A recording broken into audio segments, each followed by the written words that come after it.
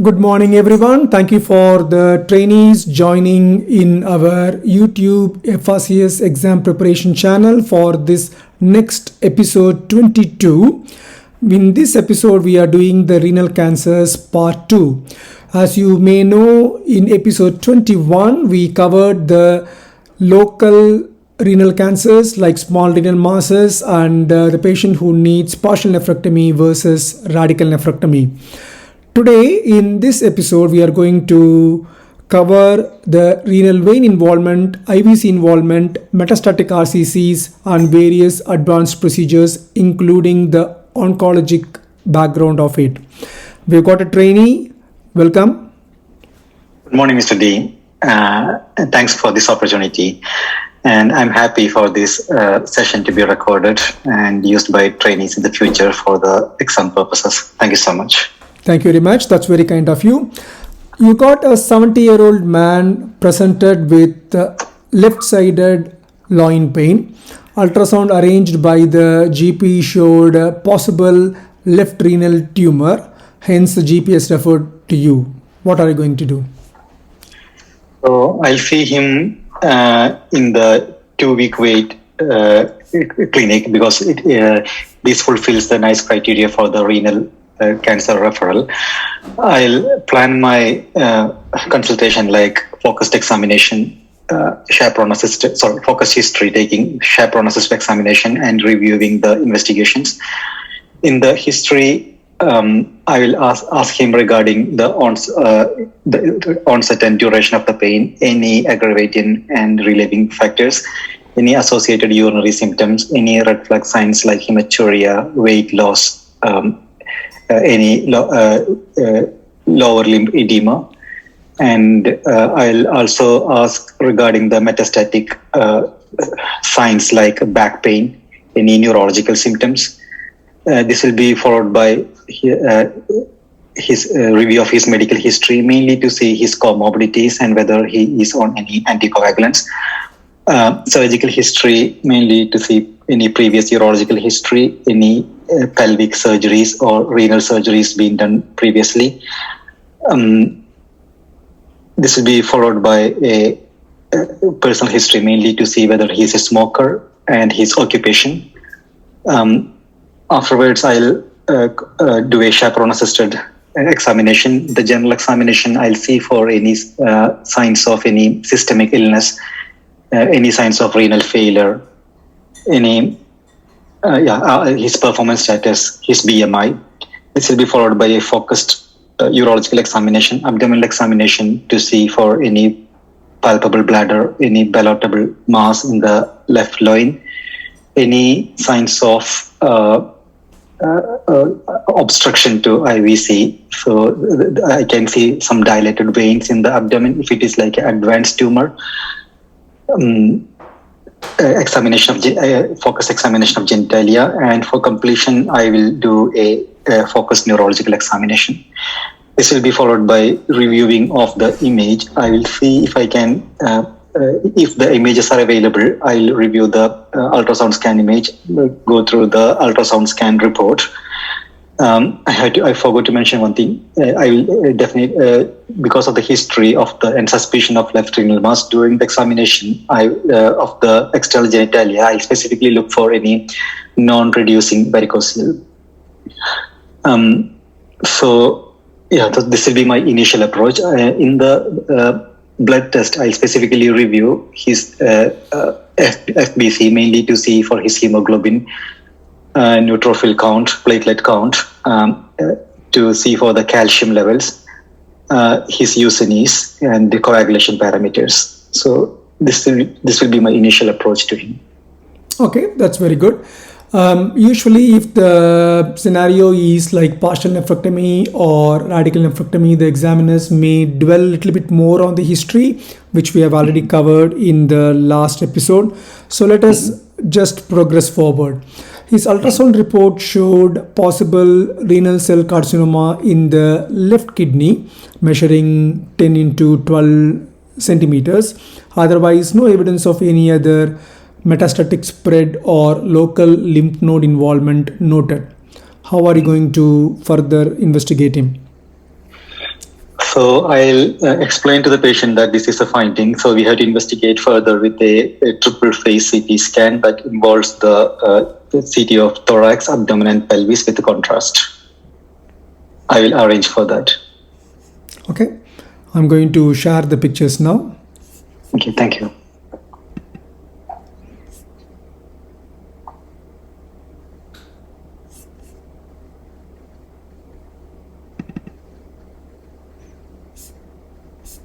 Are you able to see now? Yeah, I can see that. Thank you. I'll just go through the pictures from the top. Mm-hmm. You can start narrating as you see. Yeah. So this is an axial section of CT, thorax, abdomen, and pelvis. So this is section of liver and spleen. Can't see anything abnormal. It appears to be plain CT because I cannot see any contrast in the vessels. So I can see the top part of the left kidney. So the most striking abnormality is there is a mass I could see in the upper pole of the the mid pole of the left kidney on the posterior aspect. And I can see the left renal vein is dilated, which is suspicious of a renal vein thrombus. Can't see any big lymph nodes. The right kidney appears to be fine. Yeah, so okay. I'll take you back through the area of interest. Thank you. So yeah, exactly. So in this picture, it is evident that he has got a renal mass with a dilated renal vein suggestive of thrombus. I can see the slow tapering of the vein as it reaches the IVC. So with this picture, I will suspect a renal vein thrombus confined to the renal vein. Okay, I don't have any other phases. This is a contrast phase, but early contrast nephrogenic phase. And as you said, there is a left renal tumor with involvement of the left renal vein.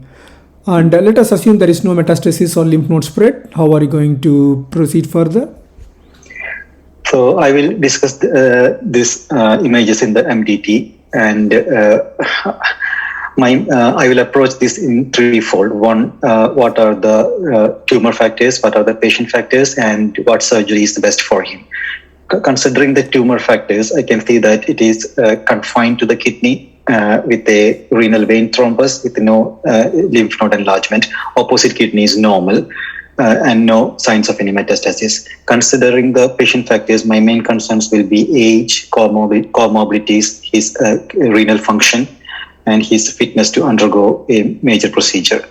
Regarding the operative approach, because this is confined to the renal vein, it needs expertise, but the approach would be either open or laparoscopic or robotic according to the expertise available. The principles are early. I will go with the robotic approach. So in the robotic approach, after the standard insertion of the ports, we have to dissect the the descending column away from the gyrotous fascia, and all the dissection should be within the gyrotous fascia. And this is this should be a radical nephrectomy where the whole kidney along with the renal vein if the thrombus is confined to the renal vein, so we can resect the renal vein at the level of the IVC, and the ureter should be resected as low as possible. Usually it is resected at the level of the pelvic brim for a radical nephrectomy. There is no, the approach to the vessels we have to dissect the vessels, and initial approach is to clamp the artery first and then clamp the renal vein, making sure that the thrombus is, if possible, milked back into the kidney. If it is not possible, then we have to approach it at the level of the IVC and then put the clamp at the level of the IVC or in flush with the IVC, and the reconstruction of the IVC has to be done. reconstruction, closure of the IVC in flush with the renal vein area should be done. The other principles to follow is whether to do a lymphadenectomy or not. If there are no clinical signs of lymphadenectomy, EAU guidelines says that we don't have to. However, if there are signs of lymph node enlargement, then a standard lymphadenectomy is advised. The extent of lymph node dissection is still controversial. What is described in the standard textbooks is to remove the lymph nodes from the crus of diaphragm to the bifurcation of aorta, because in this, the lymph node dissection in a RCC during a radical nephrectomy will not confer any cancer-specific survival, but it can give us a real good prognostic indicator as to stage the tumor. So this will be followed by his postoperative recovery. I believe he can be managed as a ward-based care, and usually we depending on the surgeon's preference, there would be a drain, and if there is a drain, it will be removed the next day. If there is a catheter, it will also be removed the next day. Sorry, I should have mentioned that regarding the counseling of the patient, the risks involved. So if I can go back to that area, the counseling will involve, with the support of Bow's information leaflet on radical nephrectomy, going through the risks and benefit and also the alternatives. For this patient, the ideal situation is radical nephrectomy with or without lymph node removal. So there is not much of other alternatives, and so this would be my approach to him. Okay, that's very good. So this is a radical nephrectomy, but only thing it's challenging is because of the renal vein involvement. As you said, sometimes we can get a good margin in the distal renal vein junction with IVC, or we need to remove a small kind of a tongue from the IVC to get an appropriate clearance. These procedures are very comfortably done in open surgery era with availability of laparoscopic or robotic. It is the individual surgeon's expertise, and you can bring in enhanced recovery pathways in these kind of patients. What do you mean by that? So enhanced recovery after surgery is an evidence-based approach for the early recovery after any major surgeries. It involves a series of events which start even pre-op level. So it is a pre-operative, intraoperative, and post-operative approaches for the early recovery. This is based on level 1 evidence, and EAU guidelines recommend this for any major surgeries. And it is very important for the urological surgeries like renal cell cancer and cystectomy. The ERAS pathway is usually followed. The usual components in the preoperative period are optimization of the patient, giving him the discharge plan even before the procedure, if possible, reaching an adequate weight depending on the surgical need, and also to optimize the nutrition, avoiding bowel cleansing, and giving him carb load. So this will be the initial approach. During the procedure, the main things are to avoid fluid overload, and to give the prophylactic thrombolytic agents, and to minimize the minimize the intraoperative time. Use minimally invasive approaches whenever possible. And in the postoperative period, it is the early mobilization, avoiding opioid-based painkillers, and trying mainly on NSAIDs. There are some, especially in colorectal and GI surgeries, they use an opioid antagonist, albumin, for the early recovery of the bowel. There is a dedicated enhanced recovery service team, which they will see the patient preoperatively and postoperatively and encourage the patient for early oral feeds. So we will not, the other principle is we will not leave any tubes as much as possible. So no nasogastric tube, no drains, early removal of catheter, early mobilization of the patient. And the whole concept is early recovery without increasing the complications and early discharge without causing any early readmissions. So this is a level evidence-based approach for the early recovery from any major surgery. Very good. The other things which you can add is the pulmonary health and involvement of physiotherapy, making sure that patient is not having any collections, especially in the lower lungs because of a prolonged recumbent position, which may play a very important role in other major surgeries like radical prostatectomy or, more importantly, radical cystectomies, which we are going to discuss in the future episodes. And using a spirometry or using any kind of device which can keep the vital capacity good, those things may be involved. We can do it like a multidisciplinary approach involving the physicians and anesthetist and the pain team and physiotherapist, and that is one another approach. Yes, we got the enhanced recovery nursing team, and the team will have a continuation of the patient pre-op, intra-op and post-op, which helps us for early discharge. And there is a good evidence to say early discharge avoids pulmonary complications, DVT, pulmonary embolism and various hospital-related infections, etc. Very good. So what are you going to do further? What are you looking forward in histology? So in the histology, my main aim is to see the T-staging of the tumor, so size of the tumor, the presence of any variant histology, any necrosis, and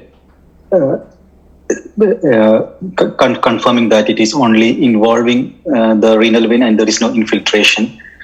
So, and whether there is any presence of any lymph nodes. So this will help me to categorize all the parameters into the Leibovitz scoring system. That will help me to categorize the patient into low, intermediate or high grade. And based on the Leibovitz scoring system, the further follow-up is decided.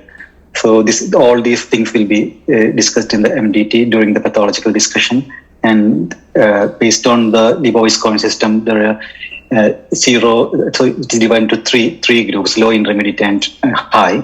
So 0 to 2 is considered, the scoring system is considered as low. 3 to 5 is considered as intermediate, and 6 to 11 is considered as high group. So this has got implications in the follow-up. The low group, the chance of any recurrence, so the 10-year recurrence-free survival is almost 93%. So we can follow up the patient with initially ultrasound scan at 6 months. This is as per EIU guidelines. And then CT scan at 1 year, again ultrasound at 2 years, and then CT scan at 3 years, and then every 2 years. We have to make sure that the patient is aware that even after 10 years, there is a slight chance, around 7% of cancer recurrence. The recent EIU guidelines has combined intermediate and poor risk together. So for the intermediate and poor risk, the recurrence-free survival at 10 years for the intermediate is around 70%, and for the poor risk, the 10-year disease-free survival is around 25%. So this is a much more aggressive type of follow-up where a CT scan is taken at 6 months, at 1 year, and every year until 5 years, and then it can be changed to every 2 years. Also, the follow-up will be, during the follow-up, we will make sure that the patient is doing well. There is no development of hypertension. And also we will review the renal function each time he comes back. If there is any signs of any proteinuria or hypertension, then an early referral for the nephrologist will be made. So this will be my approach for him post-operatively. Okay, so he has got negative surgical margins, no lymph node involvement. It's 10 into 12 centimeter tumor with involvement of the renal vein. As you said, he had a good uneven full post-operative recovery, and let us assume he recovered well. Let us take it forward to another scenario. Same patient and not much difference in history, and presented with the renal lesions, and this time it is the right-sided renal lesion. That is the only difference, and you have ordered a CT scan. I'm going to share the pictures so that you can read it for me. Thank you.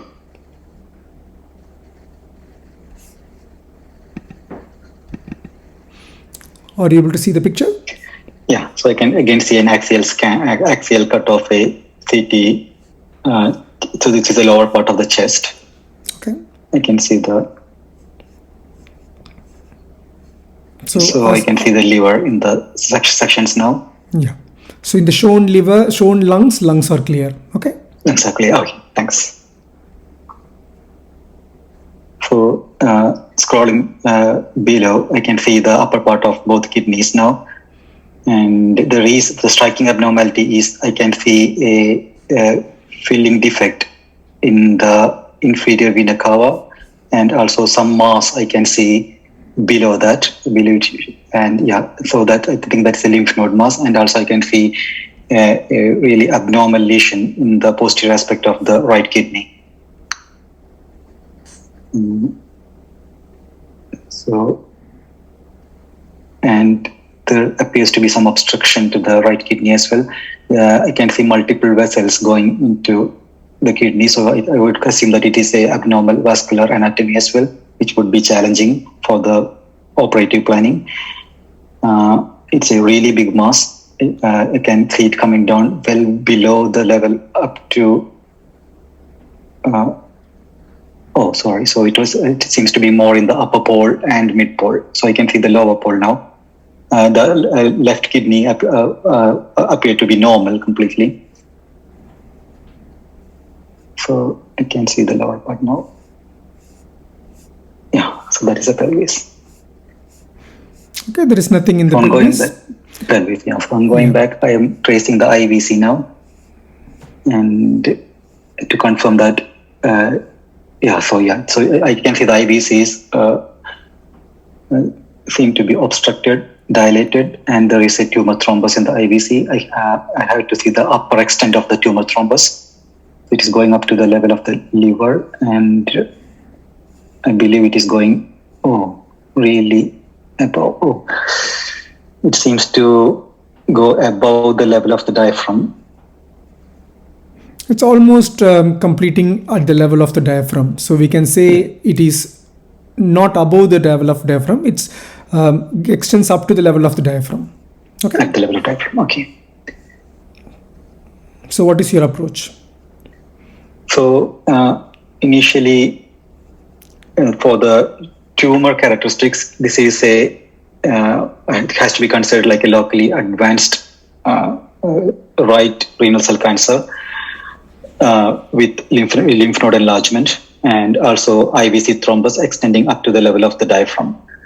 From the patient characteristics, I have to see whether he is fit for a major surgical procedure, and I have to make sure that the expertise is available, or I have to refer him to a specialized center in this one.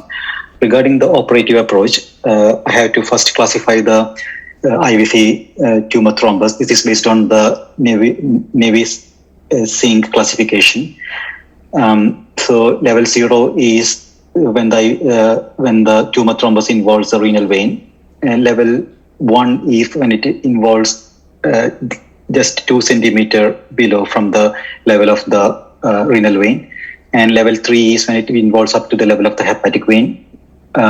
Level 2. Level 3 is when it involves below the diaphragm, between the hepatic vein and the diaphragm, and level 4 is it is above the diaphragm. For this one, it we say level 3 IVC thrombus, because I assume the upper part is at the level of the diaphragm. So I believe the safest and good approach will be an open approach, traditional open approach. And if so, the incision. In the preoperative, we have to discuss with the patient the chance of high chance of morbidity and mortality. we have to inform the patient that during intra blood transfusion will be needed, and also the recovery will be prolonged. This is a major surgery. We might have to extend the incision into the thoracic level if during the procedure it seems if the tumor thrombus is going up to the thoracic level or even the atrial level. This is a multidisciplinary approach where it's mainly done by the urologist, but we'll need the support from hepatobiliary surgeons and the vascular surgeons. For a level 3 thrombus, the approach is midline approach, and the principles of the surgery are early vascular control. Regarding the preoperative embolization, it is not much followed nowadays because even the EIU guideline says that the preoperative embolization can increase the chance of intraoperative bleeding, delayed postoperative recovery, and increased postoperative stay in the hospital. So unless if it is a symptomatic tumor or if it is really bleeding, we are not doing preoperative embolizations nowadays. The approach is for the vessels, it might be difficult because of the presence of the lymph nodes. So we can approach the right renal artery in the interaortocaval groove, and we can control the right renal artery at the level of the aorta. The principles of vessel clamping are we have to get control over inferior, the lower part of the inferior vena cava below the thrombus, opposite renal vein. We have to get control or above the level of the thrombus in the vena cava. We have to control the hepatic veins, lumbar veins, and also for this patient, there should be initial access to the hepatoduodenal ligament, and if needed, if there is severe bleeding, we have to follow the principle of Pringles maneuver to control the bleeding from the hepatic artery and the portal vein. So that will be the approach to the vessels. The principles of surgery are to remove the kidney along with the ureter around the Gerota's fascia. Lymphadenectomy should be done in this case, and it should be done from the level of the cross of the diaphragm to the level of at least to the level of the aortic bifurcation. For the approach to the tumor thrombus, once the vessels are controlled, then we have to make I should have mentioned that in the preoperative workup, we have to make sure that there is no involvement of the IVC with the tumor thrombus. This can be helped with an preoperative MRI scan, or even we can do intraoperative transesophageal echocardiogram. If there is no involvement of IVC, we can put a longitudinal incision over the IVC, remove the whole thrombus, and then suture the IVC with a permanent suture like Prolene. If there is involvement of IVC, depending on the IVC wall involvement, excision of the part of the IVC, and even 50% of occlusion of the IVC is acceptable. But if it is more than 50% loss of the circumference of IVC, then it needs reconstruction with either a vein graft, or if it is complete, if it needs complete removal of IVC, then it is a tubular graft replacement. This is the principles of the operation. There is for a level 3 thrombus, we have to make sure that there is backup available for either a veno-venous bypass, the need for a cardiopulmonary bypass, and a deep hypothermic arrest is very rare in a level 3 thrombus. So this will be the surgical principles of approach for a IVC thrombus level 3. Good. That's a quite detailed answer. So a few things to add are, again, enhanced recovery protocol team to be involved. And in the pre-op preparation, you can stabilize the patient's cardiopulmonary status by CPEX testing, and he needs a little bit more closer anesthetic and cardiopulmonary assessment compared to the usual nephrectomies what we do. And as you said, the CT scan dedicated to thorax to look into the extension of the thrombus into the aorta, and MRI is very good for IVC involvement, the wall involvement, and intraoperatively, as you said, transesophageal ultrasound is a good handy tool. And again, post-operatively, the outcome will be depending upon how good the patient's performance status is, and enhanced recovery team will make sure that the patient is mobilized well. And what are you looking forward in histology? Let us assume that you have resected a wall of the IVC. So, in the histology, if it is, so I had to see the stage, whether the T stage, whether it is going beyond the Gerota's patient, in which case it will be T4, whether the adrenaline is involved continuously or discontinuously, because that can change the T staging. If it is continuous involvement, it is considered as T4. If it is separate, then it is considered even as M1. I had to see the ferment grading, the presence of necrosis, any variant histology, whether there is involvement, infiltration into the IVC, which will make it as T3C. So this will be the things I look in for the in the histology, and I had to review the lymph node involvement as well. Very good. And especially since this patient had IVC involvement, we need to make sure that his lower limb health is maintained well. There is no signs of any venous pooling or edema, and he may need some compression dressings to initial stage so that the venous edema is avoided, and slowly the IVC will get accommodated to the absence of the complete lumen. Okay? Okay. Thanks. Okay, good. And let us go to the third and final part of this advanced renal cancer discussions. A patient was referred from one of your medical colleague. He presented with loss of weight and loss of appetite, and the investigations showed possible renal tumor with pulmonary metastasis. What are all the main features you are going to look for him? So the main concerns are, one, we have to get the information so that we can risk. So this is a metastatic RCC. So the investigations mainly are the blood test and CT, contrast enhanced CT of thorax, abdomen, and pelvis, and also to see his performance status. So with these three informations, we will risk categorize him. This is recently it is based on the IMDC risk category. So depending on the Karnofsky performance status, the time to diagnosis, if it is less than 1 year, that will give it a 0 point. And the presence of neutrophilia, presence of thrombocytosis, level of hemoglobin, and level of corrected calcium. So based on these six factors, it's also called as Hank's criteria. So we can divide the patient into again three categories: three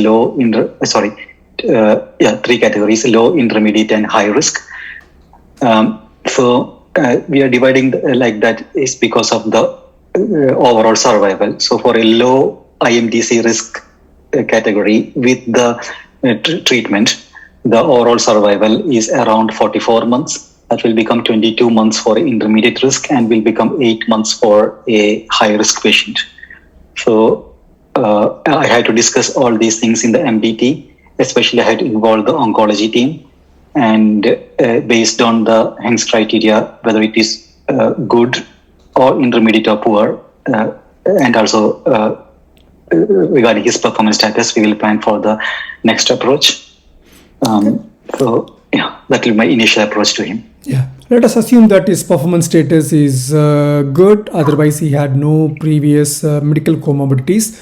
I'm going to share some images. Let's see. Mm-hmm.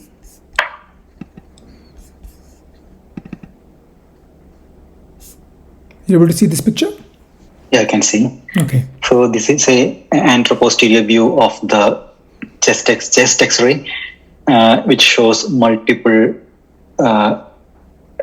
cannonball-like appearance in the chest, which is suggestive of multiple metastatic nodules in the chest. With the history of renal cell cancer, I would suspect that this is a metastatic RCC with very high metastatic volume in the lungs. Yeah. And let us go to the CT scans now. Okay. So this is an axial section of the CT scan, contrast enhanced, and the most striking abnormalities are multiple masses I can see in the lungs, which is suggestive of metastatic deposits in the lung. So there's multiple metastasis. Okay. Yeah, I can see lots of metastasis in the lung. Even the mediastinum is quite bulky and it's not easily discrete. All right.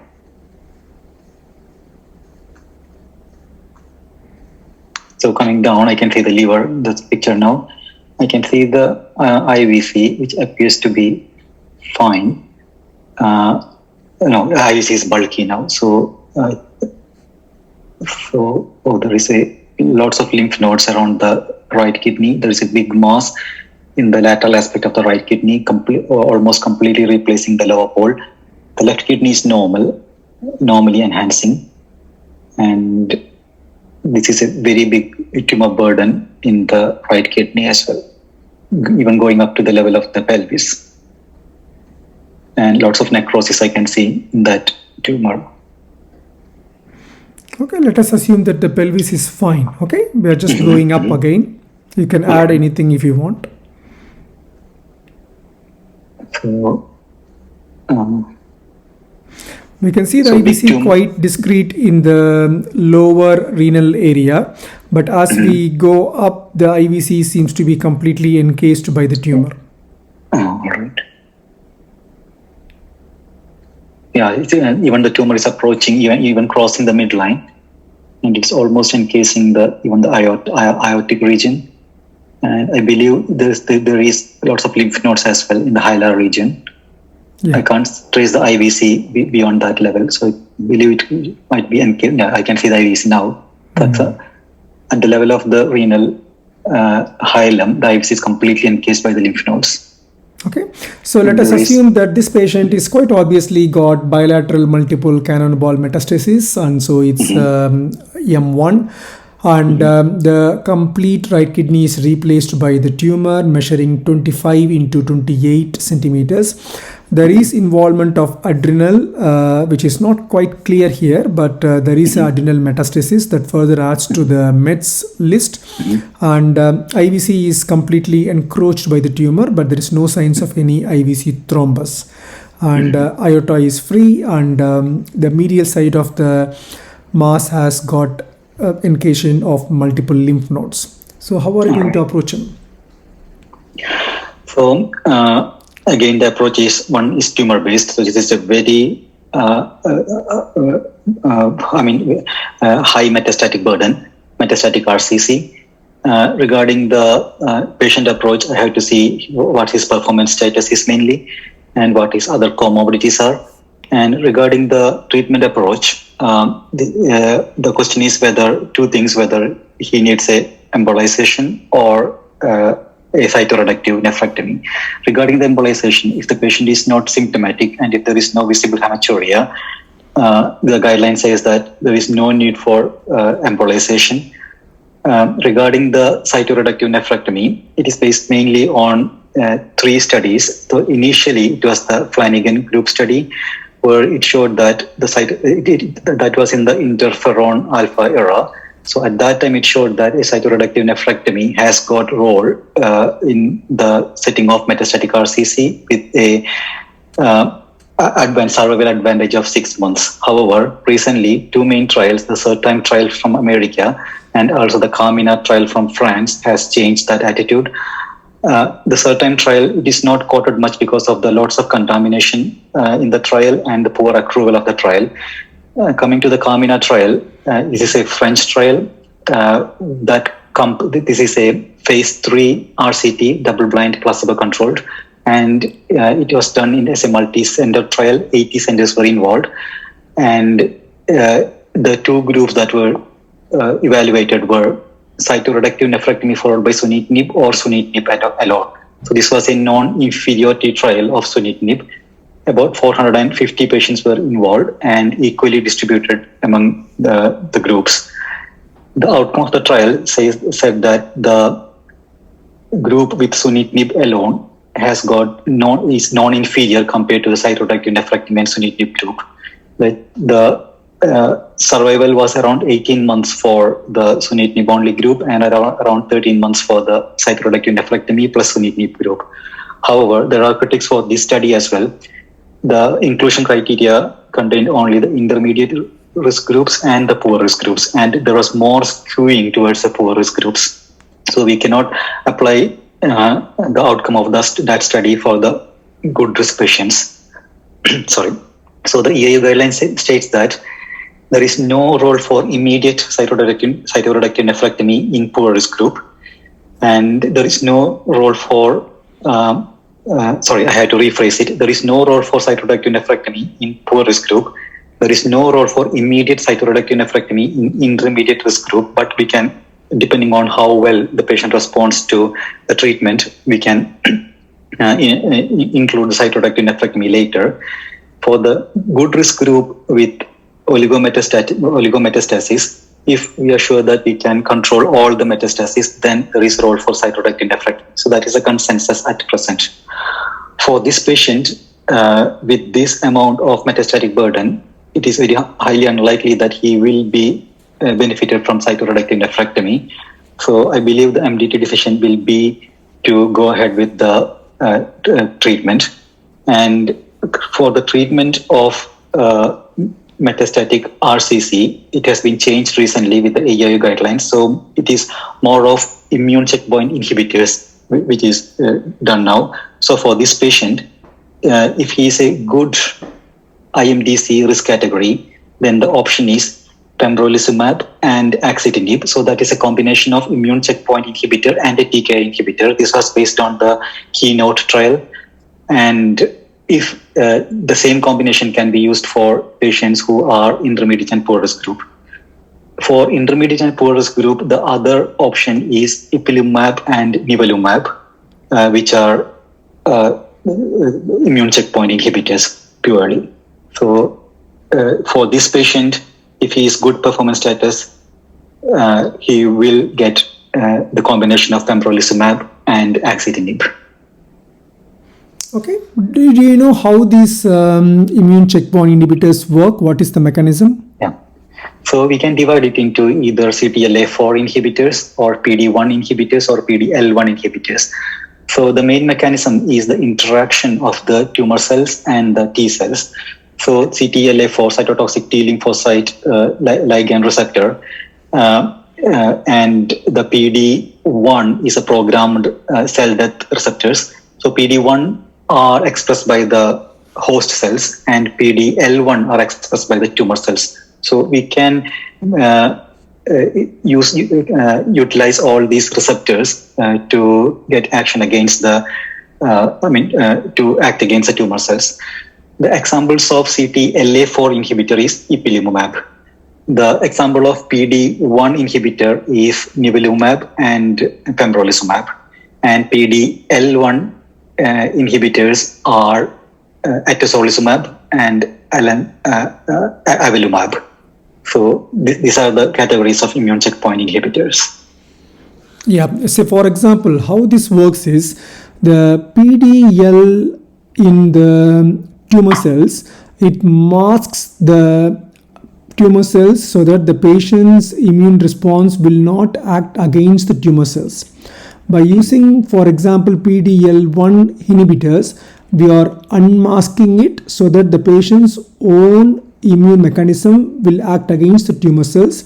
So especially for this patient, as I said, is quite good performance status, no past medical history, and if he has got a good native immune system, PD-L1 is very good, and it further utilizes the patient's own immunity to work against the tumor. How are you going to follow him up? And I'm sure that your oncologist will be following up, but what is your aim? Are you planning for nephrectomy in the follow-up? Yeah, because if it is a good response to the immunotherapy, and if the metastasis is responding really well and disappearing, then yeah, there is a role for cytoreductive nephrectomy for two things. One, that will give him a symptomatic relief because of the. I could say that it's a very big tumor. So if there is a reduction in the size of the tumor and a safe surgical approach can be done, then I believe there could be a role for cytoreductive nephrectomy if it really responds well to the initial oncology treatment. But that is really controversial when I say that. I know that. Thanks. Yeah, it all depends upon how the follow-up CT scan looks. There are some situations where the lesion responded very well and there is nothing much to go for nephrectomy. But the main take-home is the symptoms. If the patient is symptomatic, it's better to do the nephrectomy, which will reduce the tumor burden, and it may non-evidence-based help the immunotherapy to act better, but there is no real evidence to that. Okay, what will be the long-term prognosis for these patients? So it depends on the IMDC risk category. So the median overall survival for a good risk group is 44 months if it responds well to treatment, and the median survival for a intermediate risk group is 22 months, and for a poor risk group it is around 8 months. Okay, good. So today we have covered mainly the locally advanced and metastatic renal cell cancers. As I said, commonly you will be asked the straightforward radical nephrectomy or partial nephrectomy, but there are some scenarios which covers the other advanced RCCs also. We have discussed quite in detail about the immunotherapy. Say for example, what is the use of pre-immunotherapy biopsy in these patients?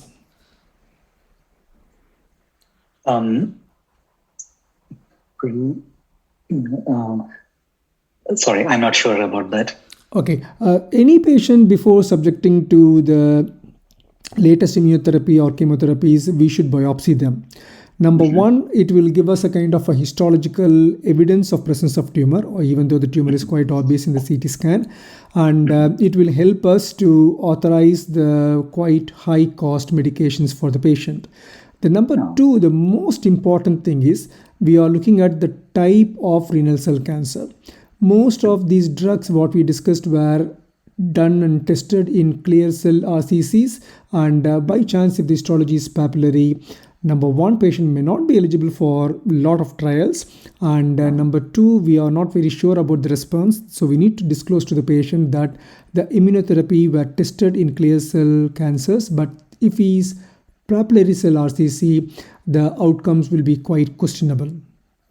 All right. Okay. Thanks. Good. Do you want to add anything to what we have discussed? Any questions or anything you learned outside these scenarios?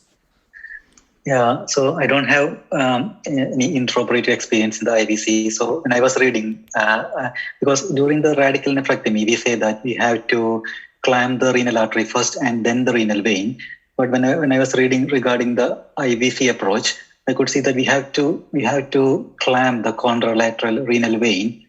But will that make the opposite kidney swollen up, and can it influence the management? Yeah. So in general, we try to clamp the involved artery. Say for example, we are discussing the present patient. So right renal artery we will clamp, and then we will go for the vein.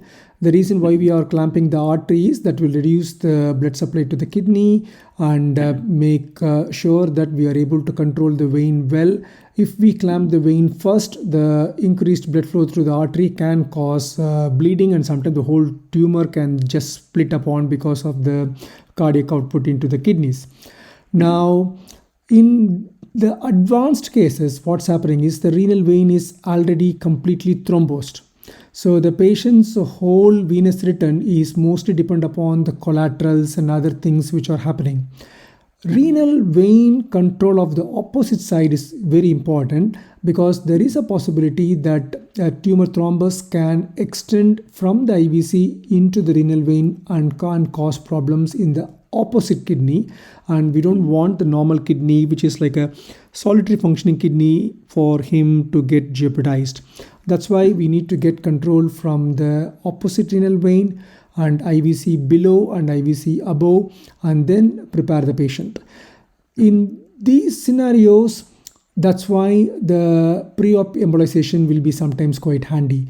By pre-op embolization, we are almost like clamping the artery, and that's why it has to be done like 1 hour before the procedure on the day.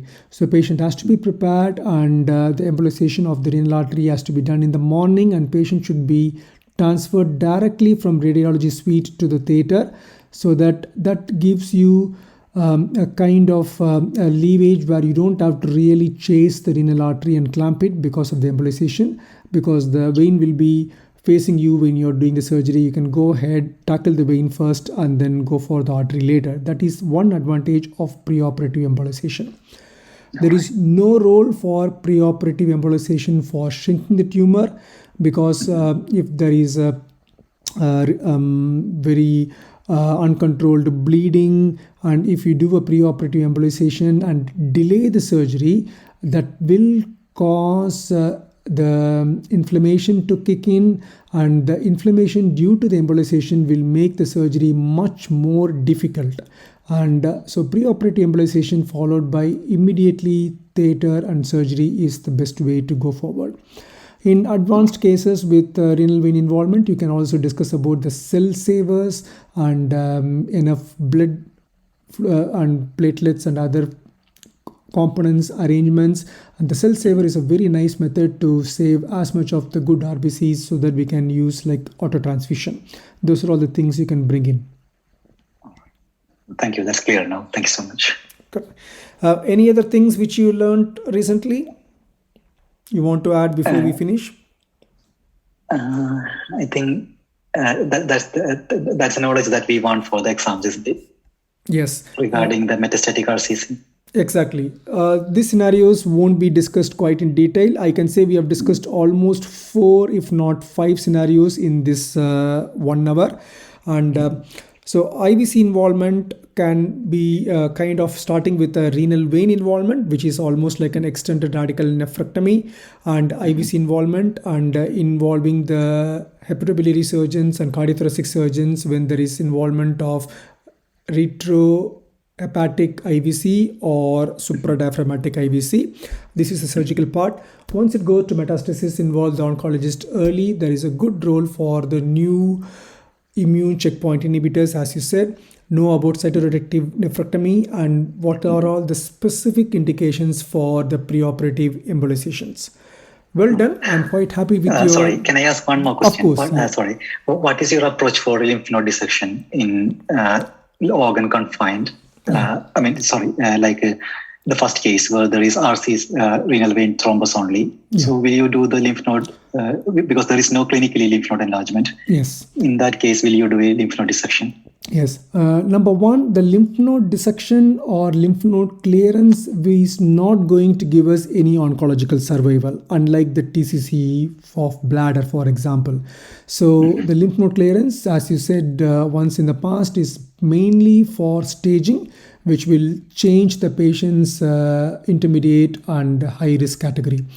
And in the last scenario, what we discussed, the lymph nodes were almost matted, and it's almost inseparable from the kidney. In that case, we need to remove everything en masse, including the adrenal.